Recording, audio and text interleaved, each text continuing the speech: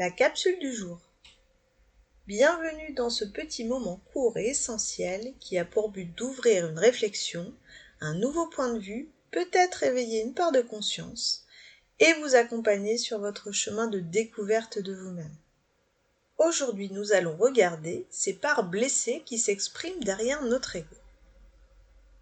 Lorsque nous identifions qu'une pensée, une émotion ou une réaction vient de notre ego, il est essentiel de se demander quelle part blessée en nous parle à travers lui.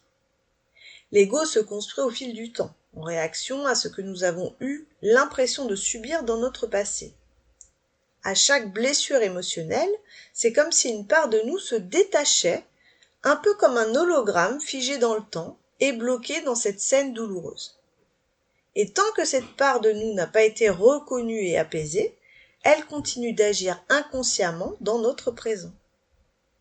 Imaginez une petite fille qui, en classe, lève la main avec enthousiasme pour répondre à une question. Mais au lieu de l'encourager, son enseignant lui fait une remarque ou ses camarades rient parce qu'elle a donné une mauvaise réponse. À cet instant, elle ressent une humiliation et en conclut « Si je prends la parole, je risque d'être ridicule ». Pour éviter de revivre cette humiliation, un ego se crée et met en place un mécanisme de protection, ne plus oser parler en public, rester discrète et ne pas se mettre en avant. Des années plus tard, cette petite fille devenue adulte aimerait partager ses idées en réunion ou se lancer dans un projet qui l'oblige à s'exprimer devant d'autres personnes. Mais elle sent un stress intense, une peur du jugement, voire un blocage total. Cette peur ne vient pas de la situation présente, mais de cette part blessée dans le passé, qui à chaque fois qu'elle doit parler en public, revit inconsciemment la moquerie vécue dans l'enfance. Tant qu'elle n'a pas reconnu cette blessure et rassuré cette part d'elle qui s'est figée dans le passé, elle continuera à être freinée par cette peur.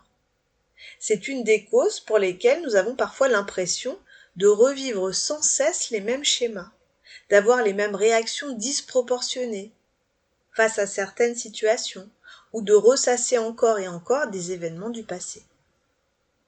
Mais ce passé n'existe plus. Aujourd'hui, nous sommes ici, dans notre corps, à l'instant présent. Nous avons grandi, nous avons développé des ressources, nous avons maintenant des moyens d'adultes pour faire face à ces situations. Alors plutôt que d'essayer de combattre l'ego, parce que le seul qui veut combattre l'ego, c'est en fait l'ego lui-même, nous pouvons choisir d'aller rencontrer cette part de nous, la rassurer, lui apporter ce dont elle avait besoin à l'époque et lui montrer qu'aujourd'hui, elle est en sécurité. Ce travail de réintégration est essentiel. Il nous permet de ne plus être prisonniers de nos blessures passées et de nous réapproprier pleinement notre présent. Et c'est justement ce que nous apprenons à faire dans Un guide pour grandir, reconnaître ces mécanismes, les comprendre et les transformer pour ne plus être dirigés par eux. Ça sera tout pour cette capsule. Et si vous avez à cœur d'explorer ce travail en profondeur, je vous invite à nous rejoindre dans le programme Un guide pour grandir. En attendant, je vous dis à très vite pour une prochaine capsule. Prenez soin de vous.